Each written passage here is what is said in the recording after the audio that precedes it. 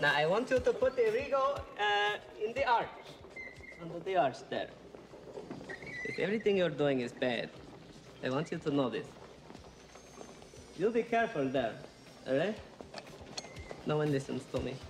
One of the most underrated performances of 1989, Oscar-worthy. Drew, I got a serious question for you. Peter McNichol? If I bring the baby, can I have the woman? Yes, you can. I got to tell you real quick.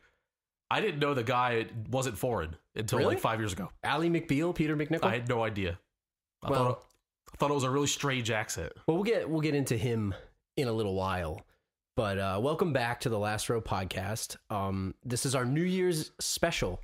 My name is Drew, and I'm here with my friend, Badway. What's up? We also have today a very special friend and guest. Hello. Hi, boys. For those that don't recognize this voice, It's Vigo. No, it's not Vigo. this is the Ty from the Solid Verbal Podcast. Thank you for being with us. Welcome, Ty.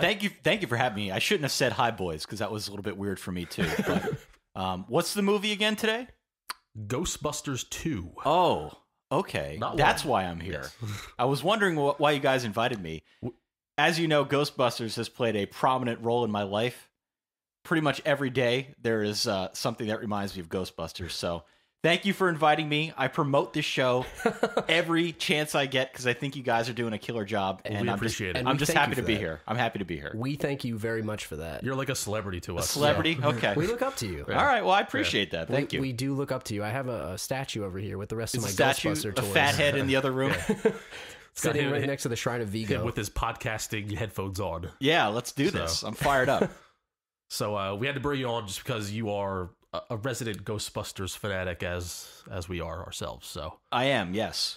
thank you for all new listeners listening to us, possibly on behalf of Ty, and for all the people that are sticking with us. Thanks for continuing to enjoy the ride. We are The Last Row, where we talk about movies that were not very critically acclaimed, and also unnecessary sequels, possibly bad movies, and we find the silver linings. Yeah. We discuss what worked, what didn't work, and all that other good stuff. Getting a lot of great feedback so far. We've got a ton of reviews on iTunes, so thank you to everybody that's done that. We really appreciate it. If you hadn't had the chance and you do enjoy the show, please go out, give us a 5-star. We really appreciate it. If you're looking for us, you can find us at thelastrowpodcast.com. You can follow us on Twitter at thelastrowpod. Find us on Facebook, facebook.com/thelastrowpod. We're on Google+. And if you haven't had the chance to, you can leave us a voicemail, 415-779-5278, 415-779. Last. So, speaking of that, we had somebody write in based on our last episode. It was Home Alone 2. And our friend Paul writes in and says he wants to know whether Kevin McAllister is now employed as the head channel changer at the NFL Red Zone channel. I think it's the likely scenario. As we noted last podcast, he was the expert channel changer. Anyone with the DVR or VCR skills of that man should be, make sure that they're using them in their day-to-day life. That's the big leagues. So, So we want to thank Ty for being with us. We're big Ghostbuster nerds. We're not going to hide that fact. I mean, we've talked about it every single episode, I think, so far. we probably threw a mention of Vigo or something in there. Every There's a episode. poster of Vigo sitting right behind Badway right now. There's Ghostbuster pop figures on the shelf over here. We've got tons of stuff here. Ty's wearing his Ghostbusters underwear for the occasion. Yep. That's Ecto all. 1. Yeah. Yep. Yeah. I did actually get Ty a Christmas present related to Walter Ghostbusters, Peck, the figurine. complete with the containment facility. I had no idea they even made such things, but Walter Peck is now going to be a fixture in my apartment and one day my future house. I'm glad that the Solid Fiance is okay with that. Solid Fiance is more than okay with that. I have not given her the choice. So she's going to have to be okay with Walter Peck invading our space. Well, just make sure your future kids don't open that thing because that's sealed mint condition. Well, it's like there. the starting lineup Yeah, bad way. yeah. You don't open the Joe Montana No, starting lineup because that could be worth something. right. You gotta So Walter, save it. yeah, Walter Peck, he's going to be protected. Don't worry. Once you take it from the package, it loses its value. That's if we learn nothing else. So once again, Ghostbusters 2, not Ghostbusters 1, because Ghostbusters 1 is just everybody loves Ghostbusters 1. 51% on Rotten Tomatoes. Critics, they're kind of Too high or too low? 51%. 51%. See, look, we're biased. I know. We're biased because we're Yeah. huge Ghostbuster nerds, but I gotta believe if you look at some modern movies getting 51%, that Ghostbusters 2 is got it. It just has to be better than some of those. And I think as sequels go, certainly as modern sequels go, this was, what, 1989? 89. As modern sequels go, this is a much, much better sequel than some of the other crap that we've been forced to watch over the last 10 years. Sure. I definitely agree with you. What do you think? Too high or too low? I think it may make sense from a critical standpoint. Now, critics are dicks for the most part, Right. obviously. But we've gotten into this with kids' movies. Now, this movie is a little bit more pointed towards kids than the first one, even though they're both rated PG. There's a lot more family-friendly type of an atmosphere going on here. So critics tend to bash kids' movies a little more than more serious or more adult comedy type stuff. So I can see 51%. I don't agree with it, but I can understand it from a critic's point of view. IMDb 6.5, that's somewhat respectable for IMDb. Well, you find that a lot with these poorly reviewed, but users love them. That's kind of the movies we kind of skew towards. They're called classics. Yeah, so to they're speak, classic, right? yeah. The classic. Do you have a synopsis of this? Yeah, let's run by it real quick. Now, this is the quick synopsis of what's going on here. After saving New York City from a ghost attack, the Ghostbusters, a team of spirit exterminators, I think it's a lady. Great title. I don't know. Spirit I like it. exterminators. I like don't know. it. Yeah. Is disbanded for demolishing parts of the city during the battle. But when Ghostbuster Peter Venkman learns the spirits have taken an interest in Dana's son, the men launch a rogue ghost-chasing mission. The quest quickly goes awry, landing them in court. But when the ghosts turn on the judge, he issues an order allowing the Ghostbusters to get back to work. I like that they used that as the pivotal moment because it kind of was. Yeah, well, then they were, the restraining order was dropped and they're allowed to bust some ghosts again. They're allowed to bust some heads. What, the blue thing that he got from her? Yeah, the blue thing I got from her. Can I make a comment here? Yeah. Jump in. Am I allowed to curse on this show? We try to avoid some of the, I don't know what the rules are, right? You can say some Listen, words. you're our guest. You say whatever the hell you We want. try not to drop any F-bombs, but That's a bullshit synopsis. you're allowed to say that. That's a bullshit synopsis because you know what that does? You know what that review or recap does? Yeah. Right? You're right to say that, it highlights a pivotal moment. It doesn't highlight the pivotal moment. They save the world. They save New York City, again, from an evil spirit. They save it from freaking Vigo. Awful Vigo.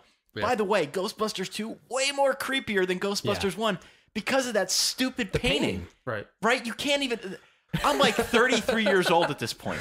I can't watch that movie in a dark room without thinking, He's looking at me. is there any other painting in here that might come and try and take me? What else is possessed, Like, it's all about the river slime. If the slime is below you, it could be any painting. That is a creepy movie. So to be someone writing that synopsis and not highlight the fact that they saved the world from that guy, From a painting. that is doing the movie just a horrible disservice. Well, maybe Bobby Brown had it right in his lyric.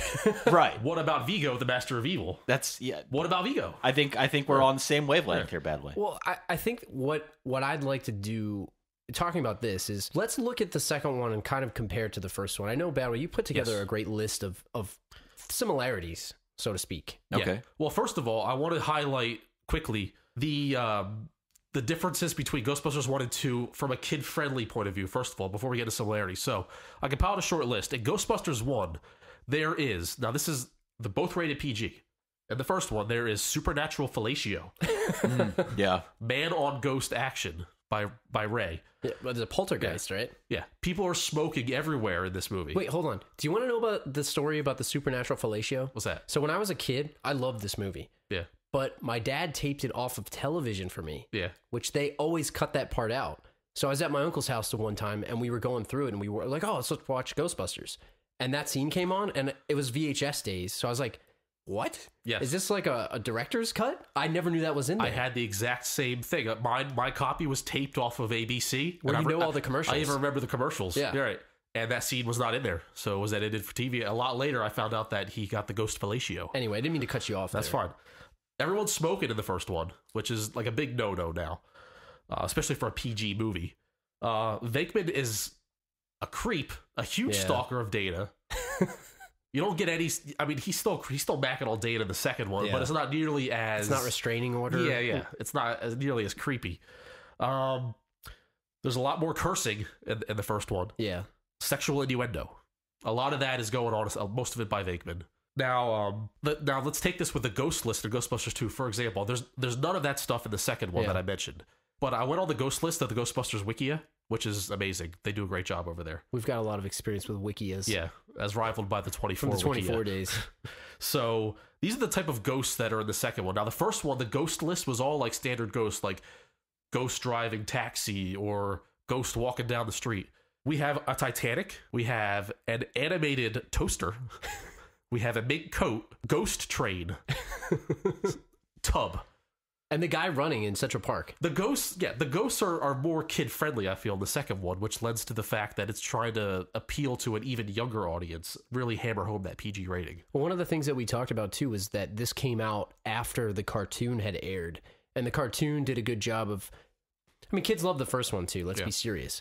But the second one was playing off of that fact hardcore, like you said. Now, I want to ask this question to you guys now. I think it might be an obvious answer, but I could be surprised here. Do you prefer the first one to the second one?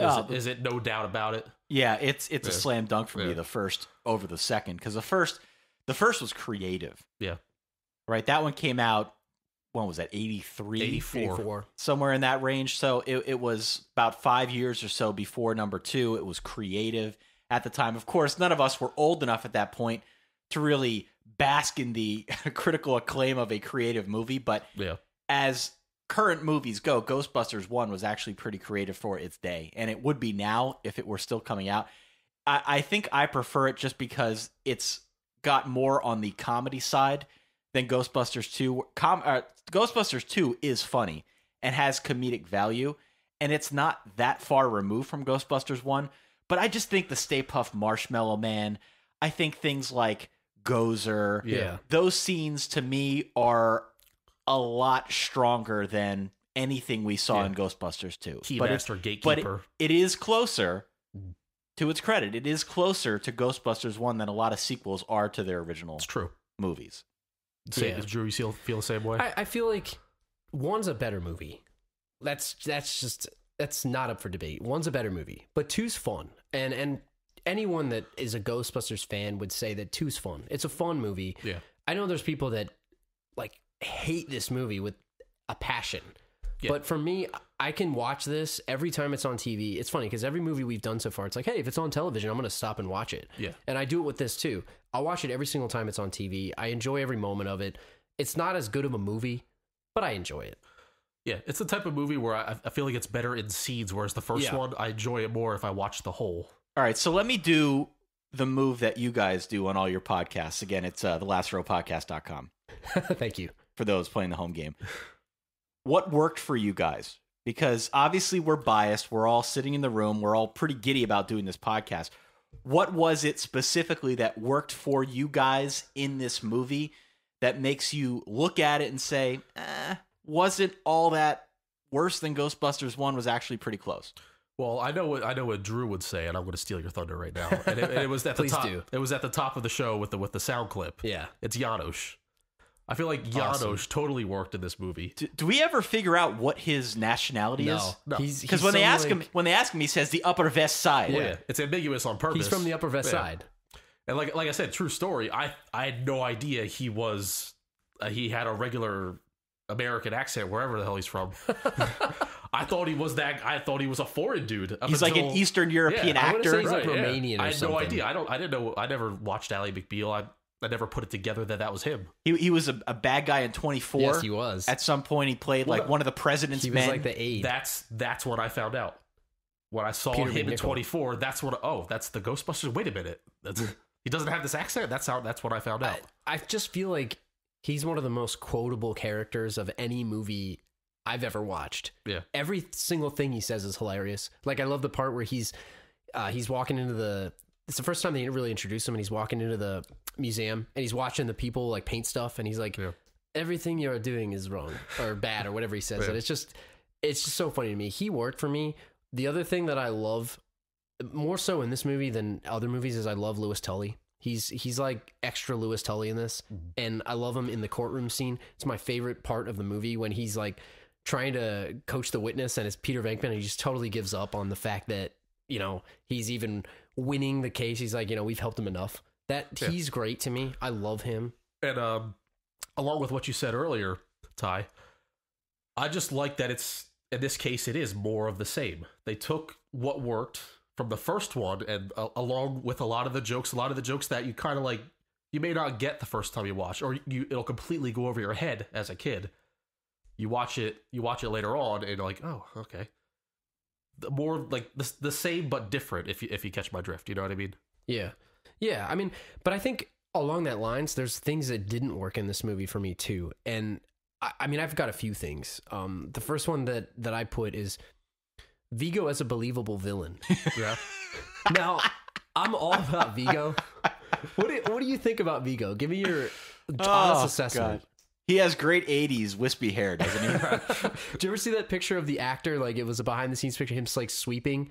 He's in the Vigo costume and he's like sweeping the ground. What year again was this? 1989. 89. What year was Vigo supposedly an active participant in? Like some early, like the world. Yeah, 1805. Yeah, no, wasn't it earlier than that? I thought it was 15. I thought it was the 17th century. He was a Carpathian, so whatever era that is. But yeah, I mean, look, he was believable. What wasn't believable for me though was the fact that he was more vulnerable inside the painting than out of it. He needed the child, right? Because like I had watched this movie for an hour, waiting for Vigo to emerge from the painting and like wreck shit.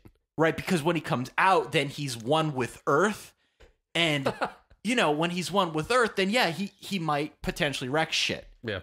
But he got out of the painting and he was a wimp. Yeah. Somehow inside the painting, he had more power than when he was actually an apparition outside it. That to me, he was a believable villain, obviously, because he creeps the hell out of me. But it was unbelievable that he would be more powerful inside the painting than out. How the hell did he get out of the painting? Was it the proton pack shooting the painting that like charged it? Because he couldn't get out without the baby, right? See, that's where the movie kind of loses it a little bit at the end there. I wasn't sure. I mean, we were just watching this not too long ago. Yeah. And we still had questions like, wait, what makes him come out or get thrown back in the painting? How does that even work? Like, it was very... I feel like they really sped through the ending very quickly. Let me pose a hypothetical question. We love hypotheticals. Were the Ghostbusters even required to beat Vigo? Probably not. Yes. I don't know. How are they going to get in the building? That's true. How they get in the museum? You got to use Statue of Liberty, smash the building. Like, the NYPD's not getting up there. That's true. The fire department's not getting up there. Well, they were too inundated with calls in the call center of all the ghosts running around. But wasn't it ultimately the revelers outside singing the New Year's songs? Wasn't it that emotion? Yeah. That weakened the shell. Yes. But enough to, thrust Vigo back into the painting. Right. But I would say by the time the Ghostbusters smashed through the top, which by the way, the top, if you watched it, was melted. I did see that. It was melted by the positive energy of the fire of the then torch. The smash through. But by the time the Ghostbusters slipped down there, that baby Oscar was, I want to say, 80% evil at that point. Like it was loading. It was like a computer. It's loading. It was about 80%. Now, if the singing, it would have taken until after New Year's, I feel. After the ball drops, all the positive energy. By that time, the baby's foregone, and we got a new Vigo on our hands here. So did they screw up, for lack of a better term, did Vigo screw up by trusting Janosz? Because Janosz said, I want this baby. And he picked another baby, like some random kid off the street. Yeah. Not that the slime kind of chose the baby, right? Because it went to the baby carriage. But had he picked another one that wasn't emotionally attached to Peter, who wanted to save his would-be girlfriend's kid? Well, he had no choice, I feel, because my theory is that Vigo was kind of limited in his options because he's in a painting. So he can't like get up and walk around and look for babies, right? He's got to take what's in front of him. So he's in this art gallery. He has this weakling Janosz who he knows he can possess. Yeah. And he also knows that employed in this building is Janosz's love interest, Dana, who wants nothing to do with Janosz, but he knows Dana has a baby. Yeah. Now, he doesn't know the Ghostbusters exist, let alone know that that Dana knows a Ghostbuster and has a previous relationship with a Ghostbuster. All he knows is she has a baby. So he didn't think there was any danger in it at the time. He screwed up. He can't walk down the street. Did Janosz need a baby, or did Vigo need a baby at all? Why couldn't he just possess Janosz? Janosz was so weak. But he needed to come back into the world, and it needed to be a child because of the innocence or something, Needed to be like a fresh mind, I feel. I mean, Janosz is, I think, I think he checks all those boxes. Like, do you ever watch Child's Play? You know, the Yeah. Chucky dolls. Like, you got to do it to a kid. Like, you can't possess, you know, an adult, because then the life is he's gonna live in that body. He wants to live for another 100 years. Who wins in a fist fight between Janosz and Louis Tully? I don't know if fists are gonna fly. I feel like it'll be more slaps than fists. That's going to be a slap fight. Yeah. Yeah, I don't know. I'm putting my money on Janosz. He's an artist. He's got that like hidden anger. Might have some like Eastern European influence in him. Yeah. He knows like some type of military something that he picked up back in the day. Now, speaking of winning in fights, though, what do you think about the comparison of the villain Vigo to Gozer? Because now Gozer was not very powerful either for what was built up. So what do you guys think about Vigo versus Gozer? Gozer could make the Stay Puft Marshmallow Man. Yeah. Vigo's not making the Stay Puft Marshmallow Man. Vigo made Janosz. You know, what was the line in Ghostbusters 1? Choose the form of the destructor. Vigo ain't pulling any of those acts. So from that standpoint, I think it's Gozer.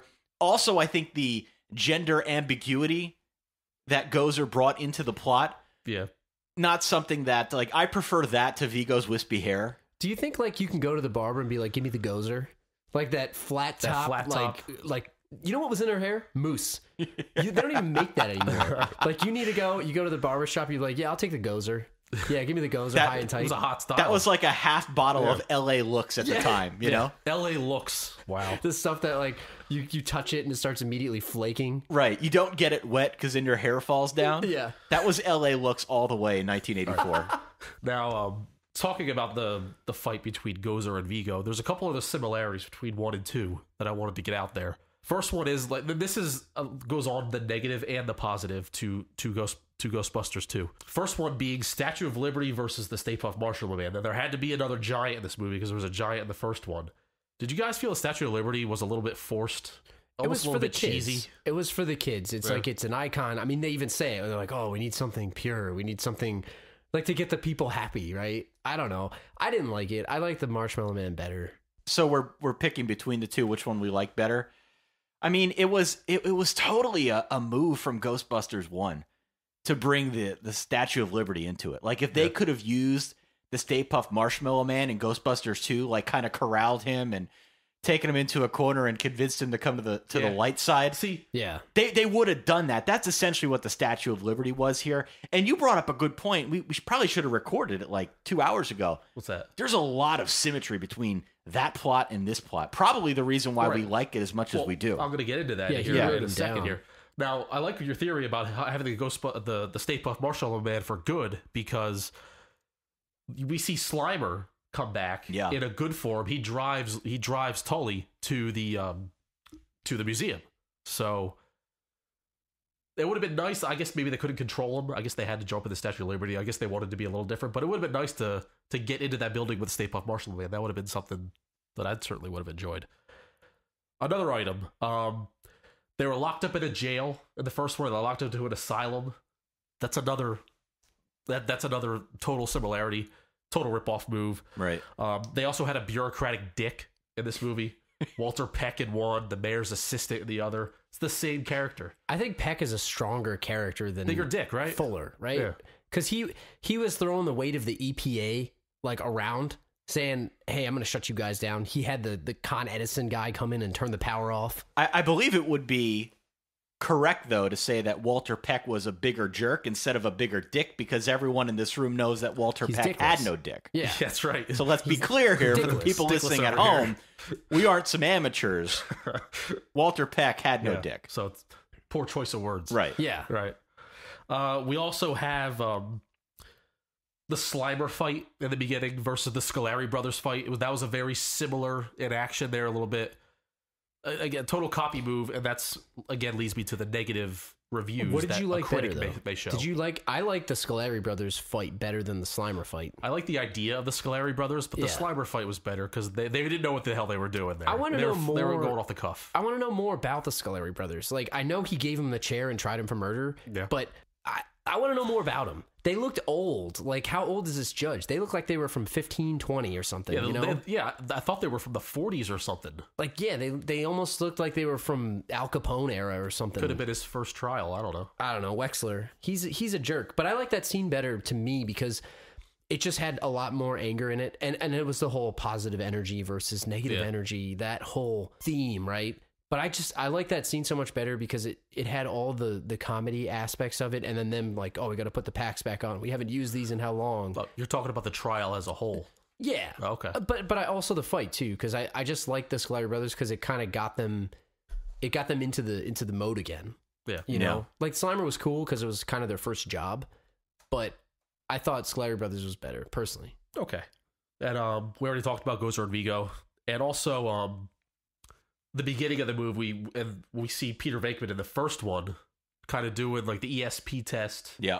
And it's a similar, almost taken straight from it. In the second one, we have Egon with his human emotion testing. Oh, God. It's the same idea. It's the same exact idea. The funniest part so it's marriage counseling. Yeah. And these people already look like they're going to kill each other. And he's slowly turning up the temperature. Well, the thing is, they think they're going to marriage counseling. Yeah. They're in the waiting room, and he's making them wait forever and turning up the temperature.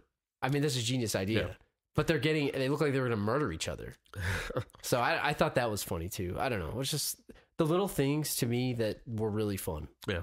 But it's not a better movie. I still think one's a better movie. Two just has, like you said, better scenes. You know, there's better moments. Like, if you turned it on, every single time you would turn it on, there's something funny. Yeah.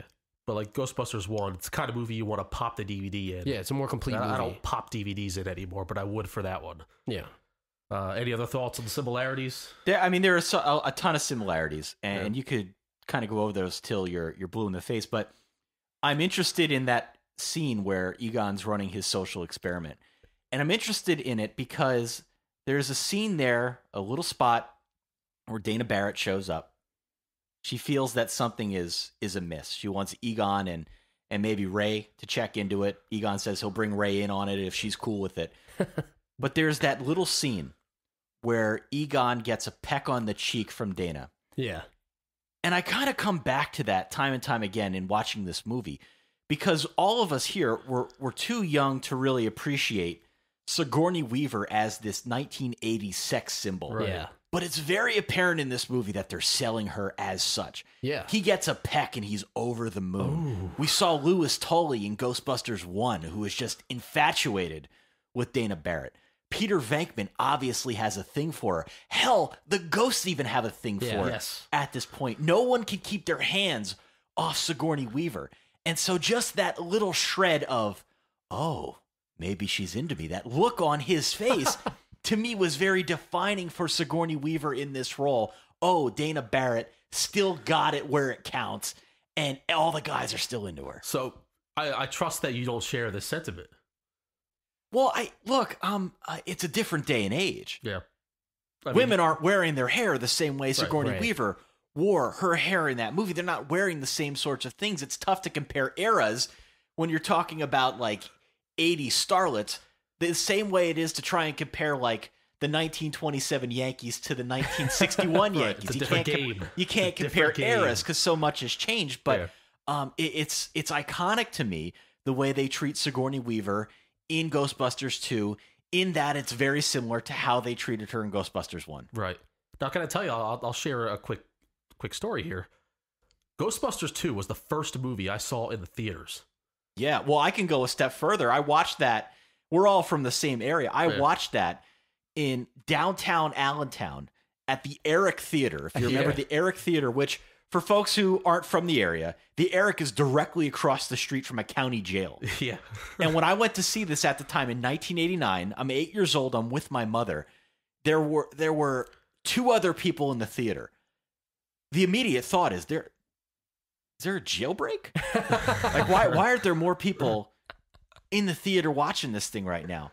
But it was one of my first to see in the theaters as well, so it's iconic on that level as well. So did you see the first one? I guess you saw this before the first one. Then, right? Yeah, in theaters anyway. And you did too. I saw the second one first. Yeah, and then the first one. Yeah. I didn't see this in the theaters. Yeah. I saw the first one first, and then I saw this one. Yeah. but I had seen the cartoon from, a long time before I'd even seen this as well. I'm not saying I was like 15 when I watched this, but I was significantly older than when I had seen it in the first one. Yeah. But it was always like a thing. To me, they were all together. There was the cartoon, the first movie. They kind of blended together as a kid. Sure. But even as a kid, I saw the second one first, and then the first time I saw the first one, I immediately liked that better than the second one, even though it's more kid-friendly. So let me ask another question while you're talking about things that didn't work for you. Something that didn't work for me, and I'm wondering if you guys felt the same. What happened after Ghostbusters 1? I was just going to ask you that. Yep. That sent the Ghostbusters, as we know them, into like this giant state of disrepair. Because where we last left our heroes, they were saving New York City from Gozer the Gozerian and 100-foot tall Marshmallow Man. Now, we pick up in Ghostbusters 2, Ray's running a bookstore that can't be getting much action. Pete Venkman's doing some psychic show on public access television. Right. Egon Number two, is the Bassmasters. He's doing puppy tests with kids, and we don't even know what Winston's up to. What happens? Do you find that believable that the city and the mayor would turn its back on the Ghostbusters the way they did? So playing off of the negative emotions of New York City, I could see that the people were pissed off that the city was trashed. Yeah. And they wound up going to court. And we wrote down right before the show, after they cleaned up the marshmallow mess and the city sued him, like, who was their lawyer? Was it Lewis? It was Louis Tully. What was the court scene like? Like, how did they get convicted of this crime? And, they were on probation. They weren't allowed to practice ghost busting I'm anymore. sure they were sued, lost all their money.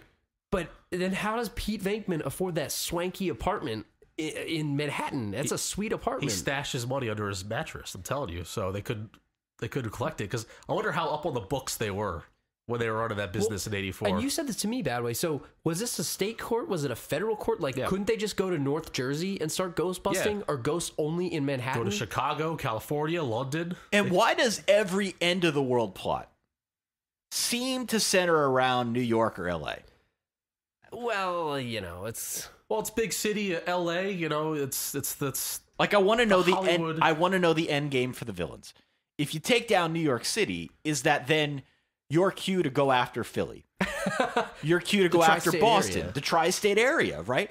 What is the strategery beyond New York City? I got that. So if it's New York, that's like it's the Mecca. You take down New York, then you have access to Philly, DC, and then you're on your way. It's the East Coast. But if you go the opposite way, if you attack LA, they're a little bit more lax back there. Yeah, they probably won't easier care. to take down.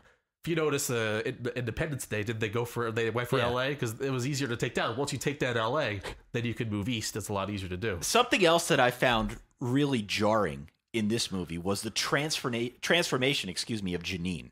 Oh, absolutely. Now, we talked about this before we hit record as well. There was a whole cartoon element that factored into the hair, the glasses. right, Janine as the character she became in Ghostbusters 2. But she was kind of like sneaky hot. Yeah, Oh, Annie absolutely. Potts. In Ghostbusters 2, compared to Ghostbusters 1, where she was almost an afterthought, she played much more of a prominent role. And good on Louis Tully. Yeah. Good on Louis Tully. I mean, He fell right into it. he did. fell into it. He was right place, right time. Janine was feeling motherly at She the wanted a time. baby. Wanted a baby that night. Which I'm telling you, guys, if you're at home listening to this, stay away from the Yeah. girls like that. That's all kinds of crazy. But, did you really buy that transformation for Janine? Well, I say, we were talking about this before, I say Janine just wanted a baby. It wasn't about that night. She's been thinking about it. She thinks Tully's a smart guy, easy to get, feed me, give me a baby, and then I don't even want you to be part of the family. Like, I'm wondering if she's even thinking to that level, though. Do you think you think it's spontaneous? It's a heat of the moment thing. Yeah. I'm thinking she looks across, sees a man, Yeah. any man who isn't like quadriplegic, and she's into it because in that moment she wants the kiddo. But see, she's got to find the right balance because she tried to get with Egon in the first movie. Right. And he wasn't having it. He's too into mold, spores, and fungus. Right. I mean, she's into the intellectuals. Now, we assume Tully's a smart guy, but is he? I mean, He went to night school, he said. he's book smart, but he's kind of a doofus. Yeah. Egon's just like proper smart. He's legitimately smart. Louis Tully is smart with money, though. Right. And that's something Yeah. I think a lot of people in society appreciate. You'll remember from Ghostbusters 1, he threw the party and invited clients, not friends, so he could write it off. Tax write-off. You know? So, I mean, do you think he's still living in his old apartment in 55 West, the Ivo Shandor building? Yeah, the Ivo Shandor building, 2202. I feel like he probably moved into the firehouse because it's more economical. Yeah. He's their attorney now, so he's got to live there. He's renting a room, and hey, like if anytime he can sneak some testing on the proton packs while the Ghostbusters are asleep, you know, get because he that dreams practice of being going. a Ghostbuster. Yeah. He dreams of being a Ghostbuster, and he gets that chance, which was awesome at the end. That was One one of of my my favorite favorite scenes, scenes, right? yeah. Where he's shooting at it, and it's like 5 seconds later, the pig shell lifts, and it's everyone's rallying around him. That really worked for me. That was funny. And on that same note, what really worked for me in this movie, despite all the things that maybe didn't, that boost of confidence that Louis Tully got after he got with Janine. He had a little spring in his step. Yep. Yeah, I mean, all Swagger. of a sudden he's a Ghostbuster. He's zipping up the suit. He's getting in the bus with a ghost, which is not something he would have done before. He had this influx of confidence. Yeah. He's deciding that he's going to shoot the proton pack. Like, what's he know about a proton pack? He could blow his face off. This guy was riding high. Ghostbusters 3, he would have been like a Mac Daddy in Ghostbusters 3. Yeah. If they had done another one like 5 years later, just be the that leader. that surge of confidence. He would have been group leader. Yeah. Yeah, he'd been the next Venkman.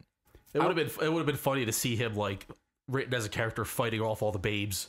Oh, yeah. Fighting him off with a babe man, stick. Yeah, the third He's one. living in some modern house with an infinity pool. Yeah.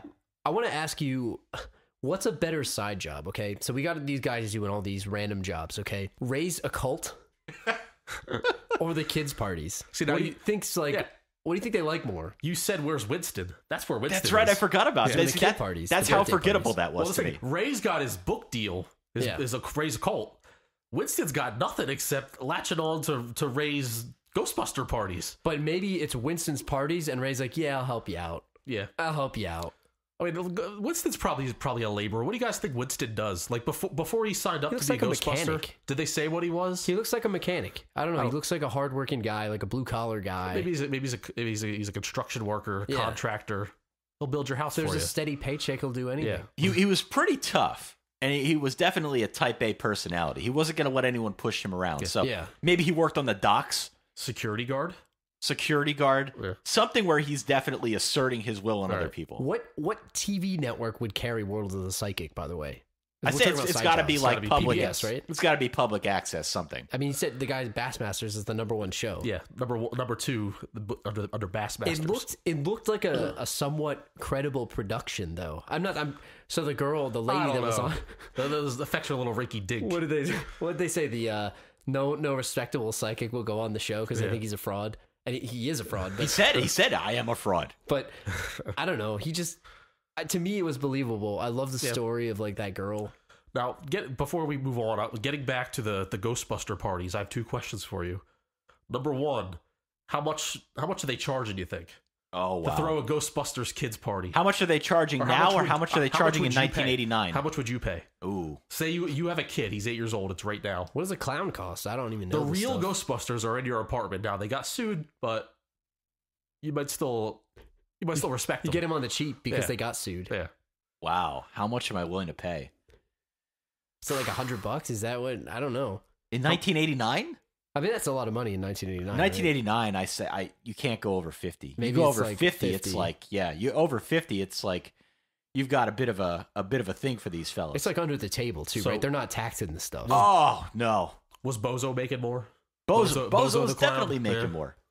You know, and it's funny because it seemed as if the Ghostbusters were trying to even piggyback off the whole clown thing because I think Yeah. they had balloons for the kids, Yeah, Free they balloons did. for the kids, right? Yeah. Coffee So mug. it's just interesting to me how far they fell. And it's total bullshit that the mayor would stiff them on the tab. It wasn't their fault. He was the one who employed them. Yeah, and I know that you have another point about this. I don't want to get too far off topic, but I want to say something. The franchising and the merchandising in this, not franchising, the merchandising in this movie. I mean, to the point where the logo on the car had the movie logo two. of the 2. Yeah. Like, if you're running a business and you close and you open up again, are you going to put like a 2? Maybe there's a lot of like Asian restaurants that are like Asian Bistros 2, but it's not like, I don't know, it's not a sequel. It's called rebranding. Rebranding. See, they had a public black eye, and then they came back. It should Maybe be a lot of people might not have heard that they had their their restraining order reversed. So if this movie was made today, it would be Ghostbusters 2.0 Yes. because that's more modern. It's got more flair. Exactly. They're bigger and better. Now, Ty, let me put you on the spot here. Can Yeah. I put you on the spot? Okay. Speaking about the kids' parties, Yep. would you want to write us a brief Yelp review Oh, of the Winston and Ray Ghostbusters party? wow. So I'm writing a Yelp review. Yeah, real quick. Well, the first thing I'm writing about is how creepy it is that two men come in wearing khaki suits and they're dancing to their own theme song. Yeah. All right. In some circles, if you hire those guys, they're taking the suits off. So I could see a lot of mothers showing up and being a bit perplexed at two middle-aged men coming in and dancing in a suit that's baggy and looks like it's meant to be taken off. Right. All right. So the Yelp review starts, I think, with a bit of confusion.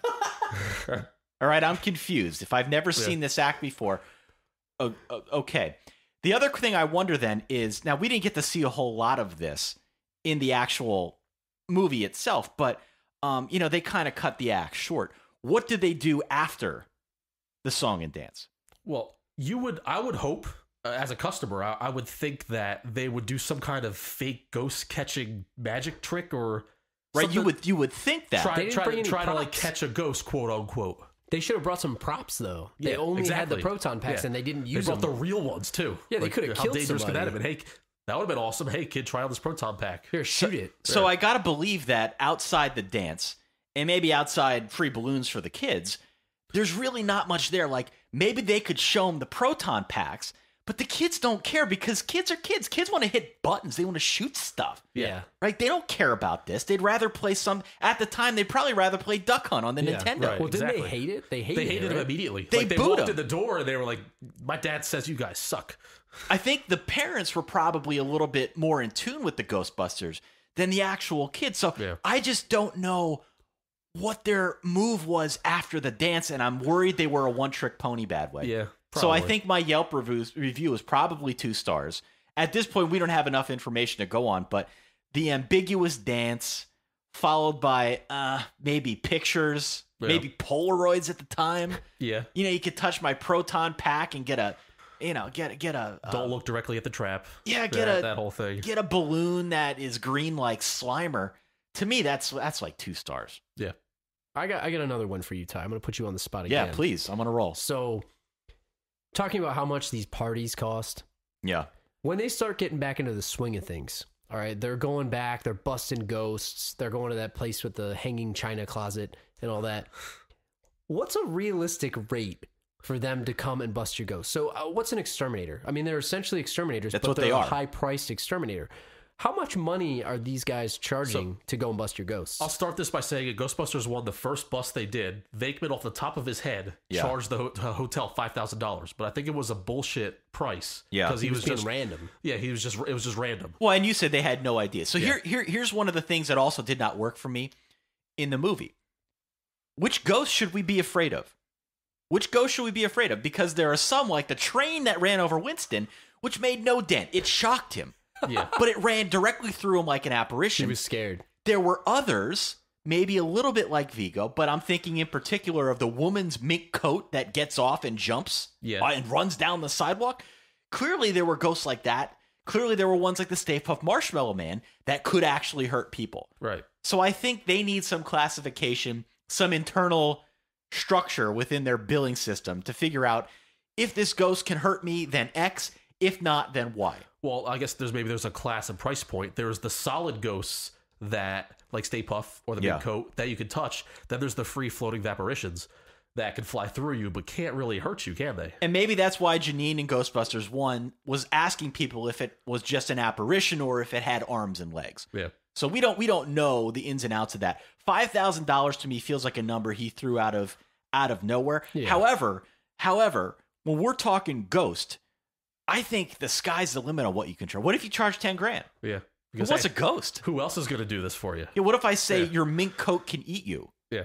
If you don't do something about this, if you don't kill the apparitions that are in your house. But they've got TV commercials, so who's their target audience? I mean, the TV commercial, are they looking for like the big executive that has the checkbook to write this check? I mean, I feel like they can't be a legitimate business if they're charging everybody $5,000. But hey, they'll advertise private jets on television. That's true. They'll advertise, the local pool company will advertise that they can put beautiful in-ground pool with a diving board in your backyard, but they never say the price. Yeah, they run those commercials, in between spots of the psychic world that Venkman's playing there on PBS. And it's also targeted towards, obviously, that commercial was targeted towards homes because it had Janine and Tully waking up in the bed there. I think if they stuck to their guns and $5,000 was the base rate when they removed Slimer from the Sedgwick Hotel, I think accounting for inflation 5 years later, base rate $7,500, things that can hurt you, you're getting up into the 10, 12 range. Okay.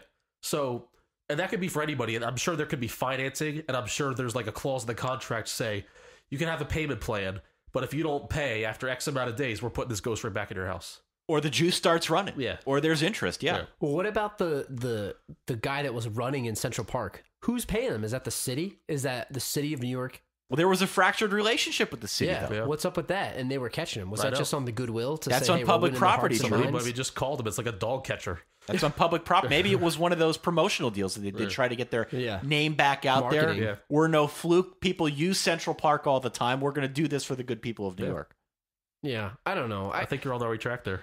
The one that we were talking a little bit about offline here, weaker final boss, Badway, Gozer or Vigo? Well, we touched on this briefly, but I'm definitely going to say Vigo was the weaker boss. As we said before, the Stay Puft Marshmallow is a much more tangible villain, and which essentially is Gozer if I'm mistaken. So definitely going Stay Puft on that one. Yeah, I mean, there's not a doubt in my mind that Vigo required someone else's help in order to become a more powerful villain. The whole point for him was to try and become a real person, someone who could live in this world. That's why he required the baby. Gozer was just out to kill the world. Well, I do have to remind you guys that Vigo was a poison, stab, shot, hung, stretched, disemboweled, drawn, and quartered. But that was in his former life. Right. So we can't count that. He's past it. He saw a shrink. He's good. I have no words. I have no words.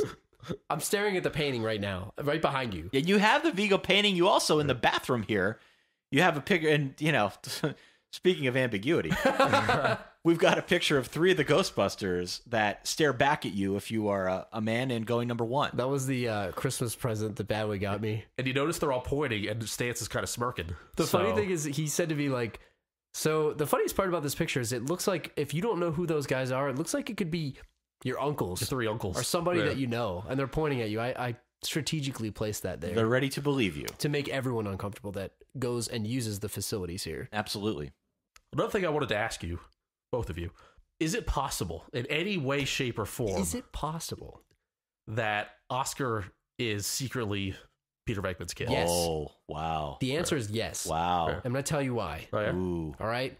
So, let's go back and extrapolate the time that Dana hadn't seen Peter. Okay.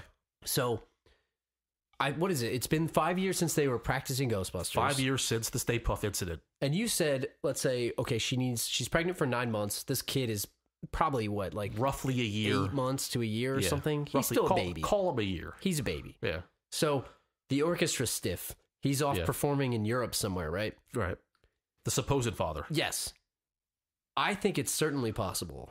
That she maybe met up with Peter 2 years ago. Would have been about 2 years ago. And maybe that's why they have this fractured relationship. And she's like, I don't want Peter. I don't want to see him. Because she doesn't want him to know about the baby. Yeah. And he even says, I could have been your father.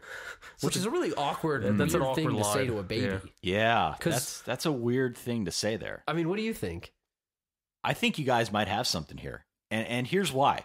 One other thing that didn't work for me was Dana Barrett's willingness to take back Pete Venkman. Oh, absolutely. Because in the first movie and now in the second, she presents as this sophisticated, she's restoring paintings. Yeah. Right at the start of Ghostbusters 2, she's playing in the orchestra. Is that so how do you become a painting restoration person? Did she go back to school for fine arts? You got to go to like the community college for 3 courses to become a paint restorationer. So she's an artist, but she's also an artist? I got to believe that she's this sophisticated woman who has horrible insecurities. That's the only reason that otherwise would explain why she was so willing to take back Pete Venkman.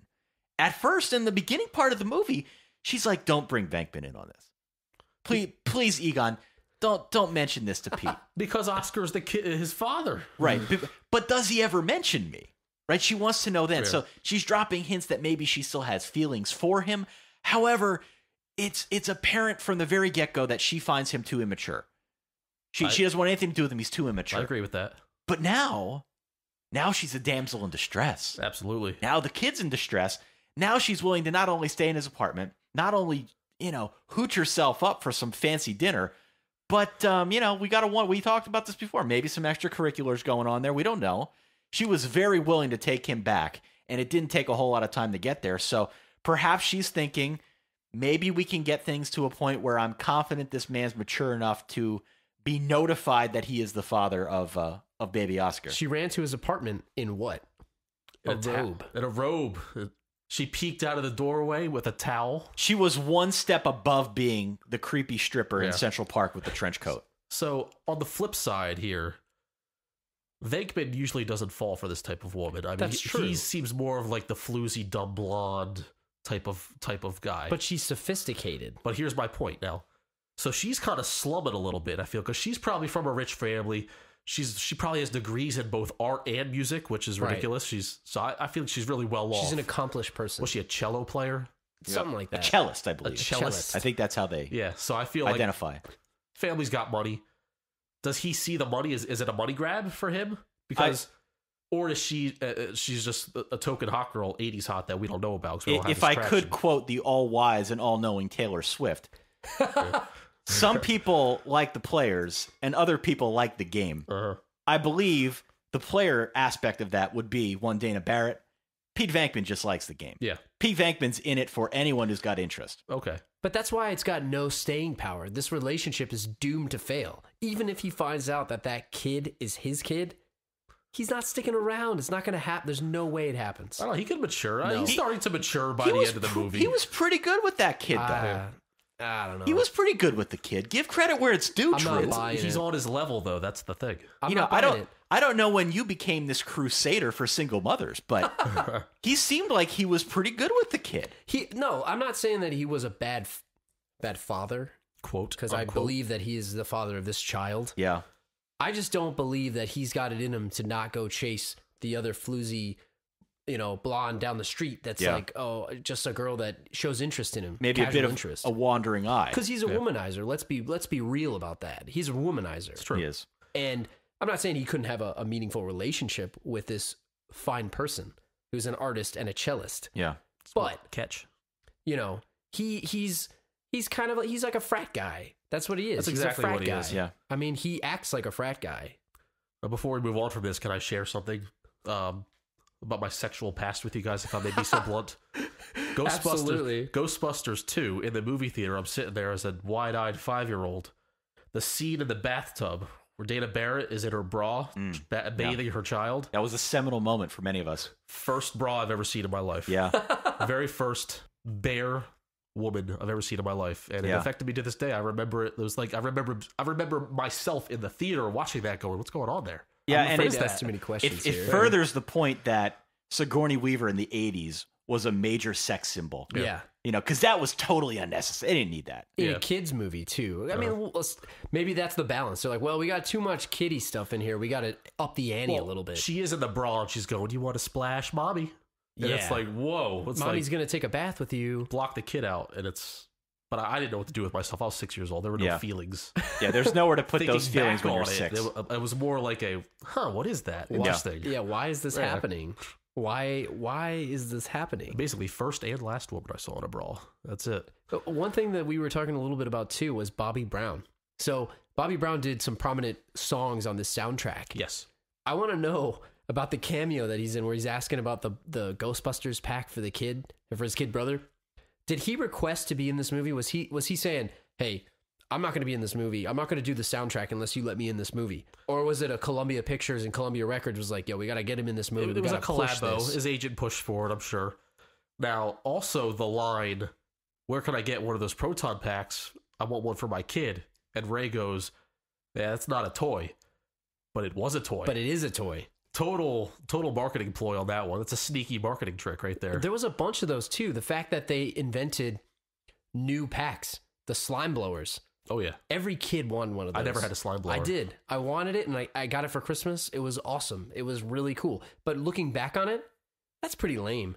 It's not as cool as the proton pack. I wasn't a huge fan. I wanted to bust some heads with the proton packs, and they only used them for that one small period against the Scolari brothers. Ty, did you have the jumpsuit? I didn't have the jumpsuit, but I had. I should say I did.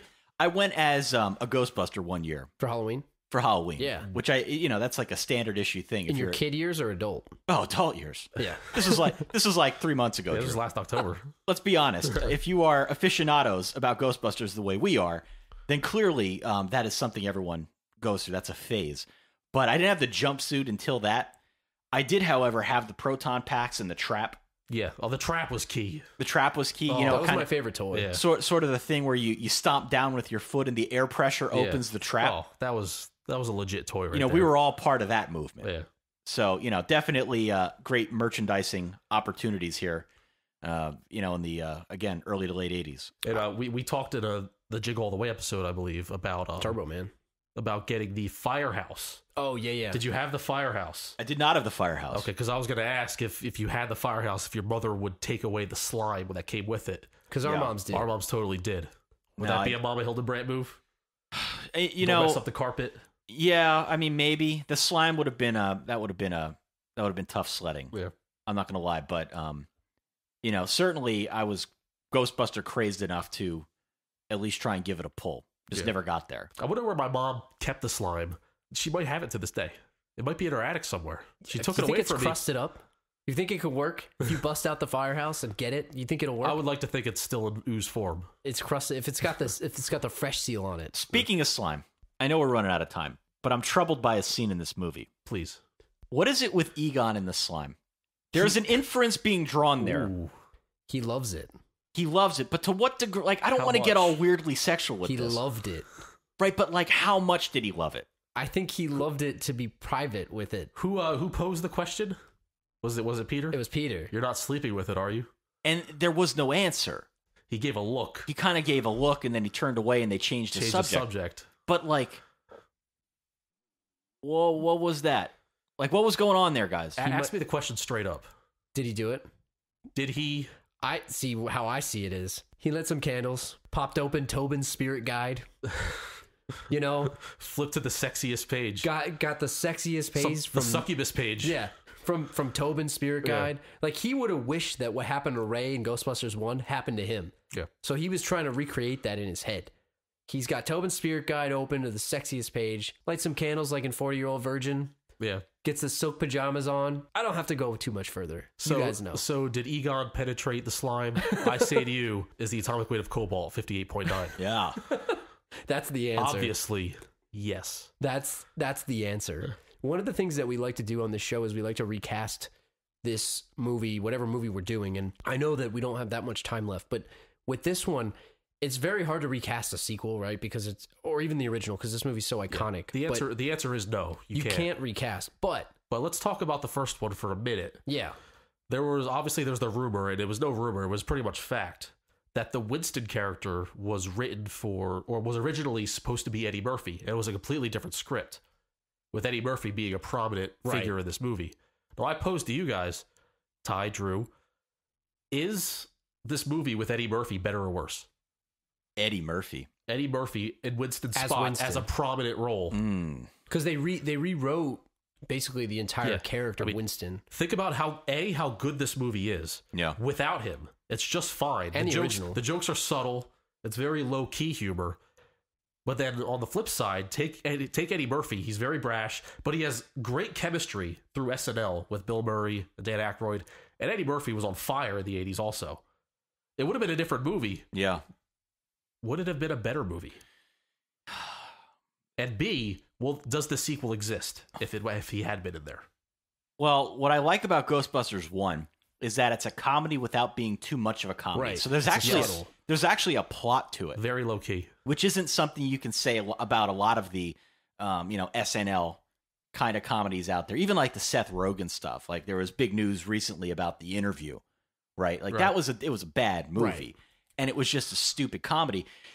This was a comedy in Ghostbusters 1, but it wasn't so silly that you couldn't look at it critically and say there was no plot to that movie. Right. There was actually a storyline there, and I fear that if you put Eddie Murphy in the movie, that all of a sudden you veer a little closer to the territory where it's too silly. Like it becomes an Adam Sandler movie before you know it, and Good point. maybe that's not what you want. And especially, I said this to you before, Badway, but especially 80s Eddie Murphy was loud in your face. Like, and that works for Eddie Murphy in other things. Everything else he's done, Nutty Professor, all the things that he did, even the movies before that and all that stuff, he's very loud and in your face. And that's what works about him, but not in this movie. It's a different movie. It's a different movie because if you put Eddie Murphy in it, in more of a leading, more of a comedic role, Right. I think what happens is somebody gets forced out. I think that somebody is probably Egon, and Egon was so understated and so funny because he was nerdy and understated Right. that he gets lost in the shuffle. Dan Aykroyd's always funny. Bill Murray was always going to be funny. You put Eddie Murphy in this, I think you totally lose the appeal of Harold Ramis, and that would have changed the movie in a way that I don't think I approve of. And I always ask you this question, Badway, whenever we talk about a movie, but like in 1984, I know they knew what they were doing in this movie because it was a sequel. But when they made the first one, did they have any idea of how huge this was going to be? Like, did they realize they're writing history as they're making this? Well, the fact that, I mean, I believe this cost $1 bajillion.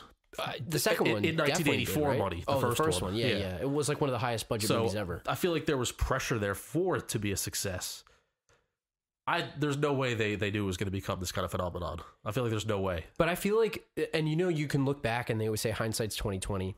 Well, look back and just think about the alternate future where Eddie Murphy was in this movie. Like you said, would there be a sequel? Yeah. I don't know. Maybe they would have, but I agree with Ty. Like, Egon would have had a much lesser role. And the reason why these movies are so good is that they all have some give and take, and every character has a perfect amount of themselves and in their role. Right. And I think that that's what makes it work so well. You've got Egon's the straight funny guy. He's like very dry. You've got Ray, who's just totally into science and oblivious to social skills. Yeah, like, the heart but not and soul. Yeah, but he's like, he cares a lot. He just cares a lot. He loves what he does. He's a guy who loves his job. Egon's a little too much into the science. Yeah. You've got Winston, who's just a guy trying to get a job. Worker off the street. But I liked him like that. And I remember reading an article when, what's his name? Ernie Hudson. He did an interview where he said that he took the job based on Eddie Murphy's role. And when he got the script the day he got there, it was rewritten. Yeah. And he was horribly upset about the fact that this character that he thought he was going to play is completely different than what he signed up for. Wasn't even on the poster. He wasn't. And that's kind of BS, man. That's kind of BS. This one he was, though, right? Right. The second one he was. And my quick take is, with Murphy, the movie wouldn't have been as good, but it would have been more successful. And if there was a second one, I feel like there wouldn't have been a second one, but if there was, Murphy wouldn't have been in it. And it would have been kind of odd. And the second one wouldn't have been as successful as it was. Would have been like a Willie Mays Hayes situation between Major League 1, Major League 2 They with would have Wesley subbed him out. Snipes. Yeah. Wesley I feel like maybe they wouldn't have called him Winston Zedmore. They might have called the guy a different name. Like it didn't work out with a new Winston. Ghostbuster. Yeah, he would have been a new. There would have been a new Ghostbuster. Yeah. Yeah, I don't know. I don't think it would have been a better movie, and I'm glad that he didn't, because I think Eddie Murphy's good on his own. Right. I'm a fan of Eddie Murphy. It worked out for the best. Yeah, and I think his career might have gone a different path too. Yeah. I like Eddie Murphy, but I just don't think he would have worked in this. Yeah, it's like added LeBron James to the Shaq and Kobe Lakers. Right. On paper, it sounds like a good idea. There's not but enough balls it's too to go much, around. Too many stars. Not enough cameras. Need role players. Yeah. Yeah. So we talked a little bit before on previous episodes about changing the ending and creating a sequel. I mean, again, just like Jingle All the Way, we don't need to do that because it seems they're going to reboot the franchise. And I have strong opinions about this. And I know Harold Ramis has been trying to do this forever. They made the video game. The video game was like the script they were going to use. They called that the unofficial third Ghostbuster. Right. But I have strong opinions of this, and I'm not trying to be the guy that's totally against making a new movie. I just feel like if they were going to do it in a way that I would enjoy it, it would be not to just reboot the whole thing with new actors. Like, call it something else. I don't know. They tried this, it was like, what, The Watch? Well, yeah, you run dangerous territory of... They're using the name. No, but when you think about a fanboy, which we clearly are, you run you run into the dangerous territory of bashing anything that isn't the old. Right. Like when they reboot a Batman or a Spider-Man, people go nuts because X is playing Batman. He's not a good Batman. That guy's not a good Joker. And I think it's best to just leave it alone. Now, they might make this movie. It might make $1 bajillion. It might have Jonah Hill in it or Seth Rogen, and people will love it. But it won't be the same to the original people. And I mean, there were rumors that it might be an all-female cast. All-female cast. Yeah. With Melissa McCarthy. And that's an interesting spin on it. I'm not against having an all-female cast. I just hope there's a good story. And I hope, as so many reboots are unable to do, I hope this one's able to do justice for the original two, because they're really funny movies. We wouldn't be talking about them if they weren't funny movies. I want to know what that storyline is. What is that storyline? Can they somehow capture the flavor of the initial two? Yeah, I would hope that Aykroyd is somewhat in the writing process. Maybe he's still running the bookstore. Yeah, give him a cameo, throw him a bone. Maybe Egon's had a daughter. Yeah, at some point, maybe it finally worked out with Janine, and maybe Melissa McCarthy is their offspring. Yeah, I don't know. Something. Just all of these guys at this point are old enough to be fathers, so maybe that's the route they can take. Bill Murray will cameo in anything. You can throw him a cameo. He'll take it. What do you think is the most far-fetched actor, like the highest rung actor they could get for a Ghostbusters sequel? Highest rung? Like, we know they could get Jonah Hill. Yeah. All right, Jonah Hill did Moneyball, but he's not above this. We know they could get someone like a Seth Rogen. We know they could get someone like James Franco, guys like that. But could they get like a McConaughey at this point? I don't know, man. Could they get a Clooney? Like, how high could they go with this? I think Clooney's pretty on target there. You think they could get Clooney for this? He only does Clooney. No, he only does Oscar movies now. He did 3 Oceans movies. Yeah, but that was his franchise. I don't know. He did Batman and Robin. He needs to read the script first. He was Batman and the worst Batman. Listen, if Joel Schumacher directs this, then he'll do it. You could get a guy like an Andy Samberg.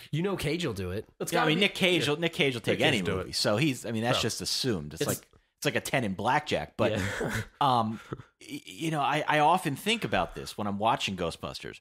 If they're going to redo this, what is the highest caliber actor? Well, they're going young cast. They got to go young cast. They're not going to bring Clooney or Cruise or anybody like that. I could see Cage. Channing Tatum being part Channing of this. Tatum would actually be. What's the name of that guy from The Fault in Our Stars? The young guy. Like, they could bring him in on this. I have no idea. Like the cancer patient who dies. Spoiler. I mean, they could maybe like bring him in on this, show a lighter side. He'd probably be game for a reboot. I mean, I could see him. I could see Channing Tatum. I could see, I don't know, even the guy, like any of the guys from the Marvel movies, like Hemsworth. Yeah. But that's not necessarily a comedy. Hemsworth's trying to do indie stuff, though. He's trying to be a real actor. He's branching out. He doesn't feel like working out anymore. Maybe they could pull Robert Downey Jr.